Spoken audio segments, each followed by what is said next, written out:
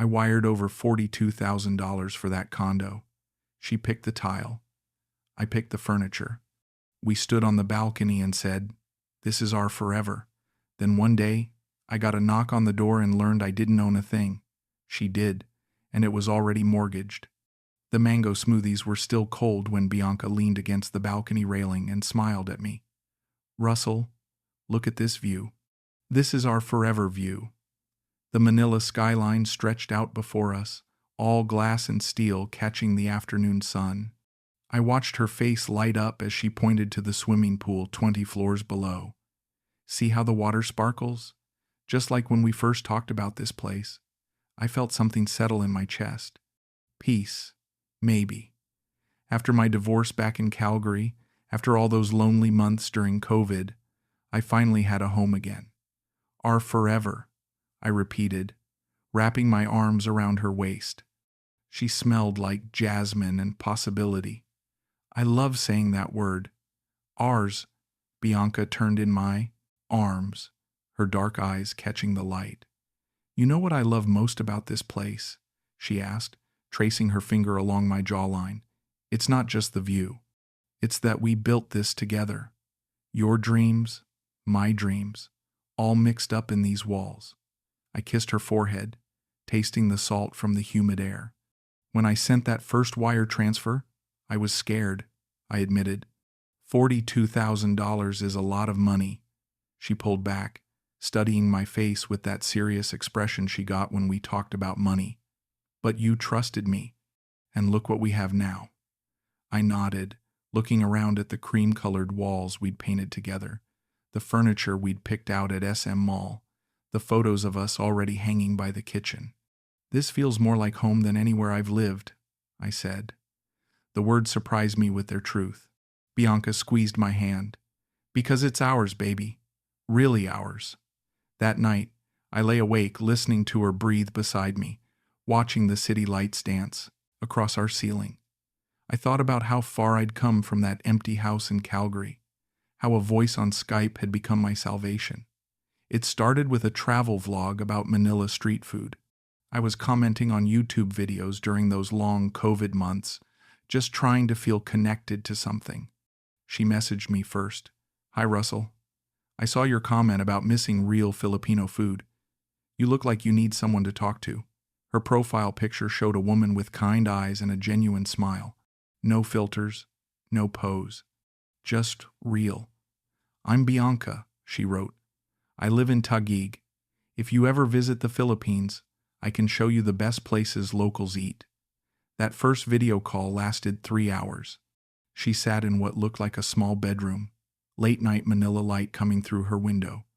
"I got laid off from the call center last month," she said, tucking a strand of black hair behind her ear. "COVID hit us hard here too. But I'm not giving up. I'm saving to start over." There was something about her honesty that hooked me.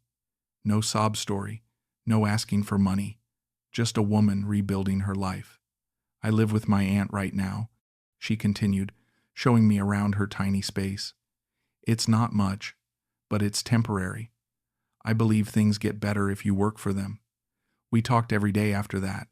She told me about her childhood in Bataan, her dreams of having her own business, her fear of being stuck forever. "I don't want to be another girl waiting for life to happen," she said during one late-night call. "I want to build something real." When travel restrictions lifted, I booked a flight to Manila without telling anyone back home. My ex-wife would have called it another midlife crisis. My kids would have worried about money. But sitting across from Bianca at a coffee shop in BGC, watching her laugh at my terrible attempts at Tagalog, I knew I'd made the right choice. "You actually came," she said, reaching across the table to touch my hand. "Men say a lot of things online, but you're really here." I stayed for 3 months, that first trip, living in short-term rentals, learning to navigate jeepneys and tricycles, falling in love with both the country and the woman showing it to me. When I had to fly back to Calgary to handle some business, she cried at the airport. "Promise you'll come back," she whispered against my chest. "Promise this isn't just a vacation for you." 6 months later, I sold my house and moved to the Philippines permanently. We were staying in our third Airbnb when Bianca brought up the condo idea. "Russell, we're spending so much on rent," she said, spreading property brochures across our small dining table. "Look at these pre-selling units in Taguig. We could own something instead of just paying other people's mortgages." I picked up a glossy pamphlet showing a sleek high-rise. "Foreigners can't own condos here, can they?" She leaned closer, her finger tracing the floor plans. "Technically, no. But couples do it all the time. The title goes in my name, but it's still ours. We're partners, Russell. What's mine is yours." The logic seemed sound. We were planning to spend our lives together anyway. "This one looks perfect," she said, pointing to a one-bedroom unit with a balcony. 28th floor, amazing view. And look at the price, 2.6 million pesos. That's only about 50,000 US dollars. I did the math in my head. With my CAD pension and the money from selling my Calgary house, it was doable. More than doable. It was smart. "We'd need to put down 70%, Bianca continued. "But then we'd have our own place, no more moving every few months. Stability." I watched her face as she talked, seeing the excitement build in her eyes. "You really think this is the right move?" I asked. She took my hands in hers, her voice dropping to that serious tone she used when something mattered. "Baby, I've been living in other people's spaces my whole life. My parents' house, my aunt's room, rental after rental. I want something that's ours, something nobody can take away."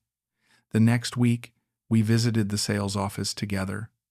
The agent, a polished woman in her 30s, walked us through the model unit. "This is exactly what we want," Bianca whispered as we stood on the sample balcony. "Can you see us here? Morning coffee? Watching the sunrise?" I could. God help me. I could see it all.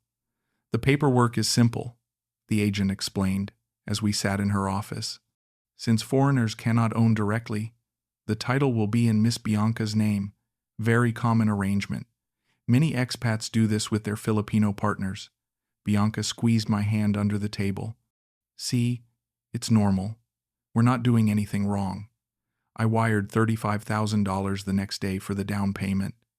Another $7,000 went to furniture and finishing. When we got the keys 6 months later, Bianca cried, "We did it, Russell. We actually did it. This is our home." The changes started small.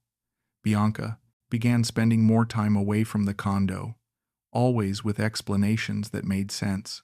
"My cousin needs help with her sorry store," she'd say, kissing my cheek before heading out. "Family has to stick together here. You understand, right?" I did understand. Filipino family values were different from what I grew up with in Canada. Tighter, more obligations, but the days away stretched into weekends, then sometimes entire weeks. "I can't just abandon them when they need me," she'd explain when I asked her to stay home. "My aunt is sick again. The medical bills are crushing them." When I offered to help with money, she'd shake her head. "No, baby. This is something I have to handle myself. You've already done so much for us." The phone calls started going unanswered around the same time. I'd text her in the morning, and she wouldn't respond until late at night. "Sorry, was dealing with family drama," became her standard reply. You know how complicated it gets. One evening, I brought up my concerns. "Bianca, I feel like I'm living alone in our place. When you're here, you're on your phone. When you're not here, I don't know where you are." She set down her coffee and looked at me with those dark eyes that had first captured me on video calls. "Russell, you don't understand Filipino family dynamics. Back in Canada, you probably just worried about yourself. Here, we take care of everyone. My cousin, my aunt, my neighbors. That's who we are." I felt the familiar sting of being made to feel selfish. "I'm not asking you to abandon your family. I'm asking you to include me in your life." Her voice got sharp then. "Include you? You live in a beautiful condo that I made possible. You eat food I cook. You sleep in a bed I help choose. How much more included can you be? That night, she slept turned away from me, and I stared at the ceiling, wondering when our forever had started feeling so temporary. The next morning, I tried calling her during lunch, straight to voicemail. Again. I was coming back from the grocery store when the man in the elevator looked at me funny. Tall guy, maybe early 40s, wearing a polo shirt and carrying what looked like architectural plans. "You're the Canadian, right?" he asked as we rode up together. "From 28? I nodded, shifting my grocery bags. "Yeah, that's me. Russell." He studied me for a moment, then glanced at the floor numbers climbing. "You know this place is mortgaged, yeah?" The words hit me like cold water. "What?" He looked uncomfortable, like he'd said something he shouldn't have. I mean, just what I heard. You know how people talk in buildings like this? The elevator dinged at my floor. "Good luck, man," he said as I stepped out, my hands shaking slightly as I fumbled for my keys. When Bianca came home that evening, I was sitting on the couch with a beer, trying to process what the man had said. "How was your day?" she asked, dropping her purse by the door like she always did. "Interesting," I said, watching her face carefully. "I met a neighbor today. He said something strange. She was pulling leftover rice from the refrigerator, not looking at me." "Yeah? What kind of strange?" I took a long drink of my beer. "He said our condo was mortgaged." Bianca froze for just a second, then continued scooping rice into a bowl. People love to gossip in these buildings, especially when they see foreigners with beautiful Filipino girls. Makes them jealous. Her tone was light, dismissive, but something in the set of her shoulders told me she was being careful with her words. "Jealous of what?" I asked. She turned to face me, smiling that same genuine smile that had hooked me on our first video call. "Of us, baby. Of what we have. A gorgeous place. A strong relationship. People who don't have that tend to spread rumors." She came over and kissed the top of my head. "You're not going to let some stranger in an elevator ruin our happiness, are you?" I wanted to believe. Her, God, I wanted to believe her so badly. "You're right," I said, pulling her onto my lap. "People do talk." But that night, I lay awake long after she fell asleep, staring at our ceiling and wondering why a stranger would lie about something like that. The envelope was beige and official-looking, slipped under our door while I was taking my afternoon nap. Bianca was out again, some family thing she'd mentioned that morning. I almost threw it away, thinking it was building maintenance notices or advertisements. But then I saw the bank logo, BPI, and our unit number typed in neat black letters. Most of the letter was in Tagalog, dense paragraphs that might as well have been hieroglyphics to me, but one section was in English, bolded and underlined. Final notice. Balance due PHP 1,642,000. Property subject to foreclosure proceedings if payment not received within 30 days. My hand started shaking. I read the line again, then again, hoping I was misunderstanding something. 1.6 million pesos. That was almost 30,000 US dollars. I grabbed my phone and called Bianca. Straight to voicemail. "Bianca, call me back right now. We need to talk." I paced around our living room, the letter crumpled in my fist, trying to make sense of what I was seeing. How could there be a mortgage on a condo I'd paid for in cash? When she walked in 3 hours later, I was sitting at our dining table with the letter spread out in front of me. "What's this? What's this?" I asked, my voice steadier than I felt. She glanced at the paper and her face went white. Then she started crying. Not the gentle tears she'd shed when we got our keys, but harsh, ugly sobs that shook her whole body. "I can explain," she choked out between breaths. "Please let me explain." I waited, watching this woman I'd given everything to fall apart in front of me. "I borrowed against the equity," she said finally. "Just temporarily. My aunt's hospital bills were so expensive, and my cousin's store was failing, and I thought I could pay it back before you found out." The room felt like it was spinning. "You mortgaged our home without telling me?" She reached across the table, trying to take my hands, but I pulled away. It's my name on the title. I thought it would be simple. Just a small loan to help my family, and then everything would be back to normal.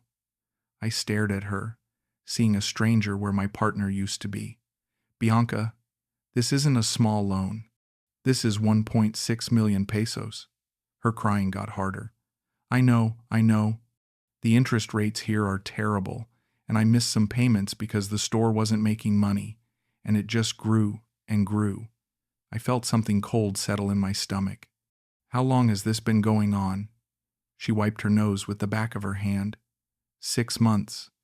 Maybe 7. 6 months. While I was worrying about phone calls and wondering why she seemed distant, she'd been watching our home slip away and saying nothing. Russell, please. We can fix this. I can. Get another job. Or maybe your pension can cover the payments until... My pension? I cut her off. Ha. You want me to pay off a loan you took out secretly on a property I can't even legally own? The words hung in the air between us like a bridge burning. That night, she slept in the spare room, and I sat on our balcony until dawn, watching the city wake up and wondering who I was really living with. The next morning, Bianca's suitcase was by the front door. I think I should stay with my aunt for a while, she said without meeting my eyes. Give you some space to think about things. I was drinking coffee at our table, the foreclosure notice still spread out where I'd left it. Space to think about. What exactly? She fidgeted with the handle of her suitcase. About whether you can forgive me. About whether we can work through this together. I looked at her standing there, already dressed to leave, and realized she'd made this decision without including me in it, just like she'd made the decision to mortgage our home.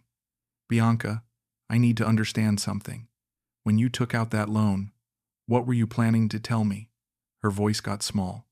I thought I could fix it before you found out. I thought my cousin's business would work out, or I'd find a better job, or something would change. I set down my coffee cup. So you were planning to lie to me indefinitely? She started crying again. I was planning to protect you from worrying about something I could handle myself. After she left, I tried calling the bank. The customer service representative was polite but firm. Sir, I cannot discuss account details with you. The mortgage is under Miss Bianca's name only. You are not an authorized party. I hung up and looked around our empty condo. Our furniture, our photos, our forever view, all of it built on lies. That evening, Bianca texted me. I'm sorry, Russell. I love you. We can get through this together. I stared at the message for a long time before typing. Back. How? She never answered. The bank started calling daily after that. Polite voices speaking English with Filipino accents, asking when Miss Bianca would be available to discuss payment arrangements. She doesn't live here anymore, I'd tell them. Well, sir, perhaps you could ask her to contact us, they'd reply. This is quite urgent. A week later, Victor, the security guard in our building, pulled me aside. Sir Russell, I hope you don't mind me saying, but be careful. You are not the first foreigner here who had trouble. I wanted to ask what he meant, but I was afraid I already knew. 3 weeks after Bianca moved out, the bank sent another notice. This time it was in both Tagalog and English. Foreclosure proceedings will begin in 14 days. I was losing a home I'd paid for but never owned, and there wasn't a damn thing I could do about it. I sent her one last message on a rainy Thursday morning. I'd been sitting in our condo, watching the water streak down the windows, thinking about all the conversations we'd never have. Bianca, I need you to know something. I didn't need you to pay me back the money. I didn't need you to fix the mortgage. I needed it to be real. What we had, what we built, what you promised me. I needed that to be real. I hit send and then blocked her number. I couldn't keep waiting for replies that never came. 2 days later, Mrs. Santos from down the hall knocked on my door. She was holding a casserole dish and wearing the expression people get when they're about to deliver bad news they think they're being kind to share. Russell, I hope you don't mind, but I thought you should know. My nephew works at a resort in Batangas. He saw Bianca there last weekend with a man, not Filipino. maybe American, he said. I thanked her for the casserole and closed the door. Then I sat on our couch and laughed until I started crying. The resort was probably nice, 5-star, maybe. The kind of place where you could sip mango smoothies and talk about forever views while someone else worried about foreclosure notices. I packed my things that afternoon. 2 suitcases and a backpack. Everything I'd brought to the Philippines, plus a few souvenirs from our time together. I left the furniture. Let the bank deal with it. Let her deal with it. Let whoever came next deal with it. On my way out, Victor helped me load my bags into a taxi. "Where will you go, sir?" he asked. I'd booked a bus ticket to Baguio that morning, someplace cold and different where I could think. "Somewhere I can start over," I told him. He nodded like that made perfect sense. "Sometimes that's the only choice we have," he said. As the taxi pulled away from the building, I didn't look back at our balcony. I'd seen enough forever views to last a lifetime. The studio apartment in Baguio is small and cold, but the key is in my name. Russell Jameson, tenant. Not Russell Jameson, foreigner who trusted the wrong person. Just Russell Jameson, starting over at 66, in a country that taught me the difference between legal ownership and emotional investment. I rent month to month now. No long-term commitments, no wire transfers, no discussions about whose name goes on what document. When people ask why I don't buy property here, I tell them I prefer the flexibility of renting. It's not the whole truth, but it's easier than explaining how $42,000 taught me that home isn't about who owns the walls. The mountain air is thin here, and the mornings are crisp enough that I need a jacket. It's nothing like the humid warmth of Manila, nothing like the view from the 28th floor of a building I thought was mine. But when I sit on my small balcony with my morning coffee, watching the fog roll over the pine trees, I feel something I hadn't felt in months. Peace. Not the desperate peace of a man trying to convince himself he's found happiness. Real peace. The kind that comes from knowing exactly what you have and what you don't have. I still live in the Philippines. My friends back in Calgary think I'm crazy for staying after everything that happened. But this country didn't betray me. Bianca did. The bureaucracy that wouldn't let me own property didn't trick me. I tricked myself into thinking love could rewrite laws. Sometimes I wonder what would have happened if I'd insisted on proper legal advice before wiring that money, if I'd asked harder questions about foreign ownership, if I'd listened to the voice in my head that whispered warnings I was too infatuated to hear. But mostly, I don't wonder. Wondering is another kind of trap, and I'm done with traps. Yesterday, I got an email from a Canadian expat forum about a seminar on safe property investment for foreigners in the Philippines. I deleted it without opening the attachment. I'm done with property investment. I'm done with building forever with people who think in terms of temporary. This studio apartment costs 12,000 pesos a month, about $200. The rent is due on the 1st, and I pay it on the 1st. The landlord, an elderly Filipino man named Mr. Reyes, nods when he sees me and asks how I'm settling in. He doesn't ask about my love life or my family situation or my long-term plans. He asks if the hot water is working and whether I need anything fixed. It's a simple relationship built on simple terms, and after everything I've been through, simple feels like luxury. This time, I keep the keys. Not to a condo with a forever view, but to my peace of mind. And that's something nobody can mortgage.